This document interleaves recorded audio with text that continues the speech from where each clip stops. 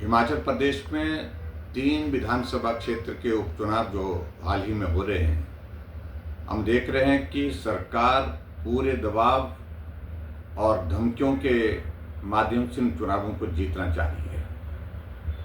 और हम इस बात को लेकर के हैरान है कि भारतीय जनता पार्टी के समर्थकों को, हमारे नेताओं को प्रताड़ित किया जा रहा है, उनकी गाड़ियां थाने में जमा की जा रही हैं और यहाँ तक कि विधायक रहे होशियार सिंह के साथ जो हुआ है, पिछले 3 दिन से 4 दिन से कोई गाड़ी लगातार उनका पीछा कर रही है। सिविल ड्रेस में कुछ लोग उसमें बैठे हैं, कौन है ये जानकारी अभी तक नहीं मिल पाई है। और बताया जा रहा है कि वो सीआईडी के जो है वो पुलिस के कर्मचारी हैं, वो हर बात को लेकर के सुबह से शाम तक और उनके घर से उनका पीछा करते रात तक जो है वो पीछा करते हुए चलते हैं। इन सारी बातों की आवश्यकता क्या है? ये हिमाचल तो देवभूमि के नाम से जाना जाता है। यहाँ कानून व्यवस्था की दृष्टि से इस प्रकार के चुनाव के दौरान कभी भी ऐसे हालात पैदा नहीं हुए जो हालात वर्तमान में पैदा किए गए हैं।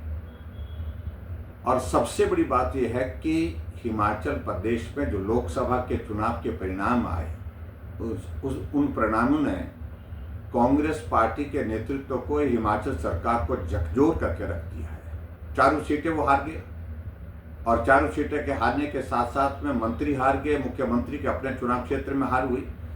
और इसके परिणाम स्वरूप उनको लग रहा है कि कहीं ये चुनाव भी हम हार न जाएं, जो 3 विधानसभा क्षेत्र के जो उपचुनाव हो रहे हैं।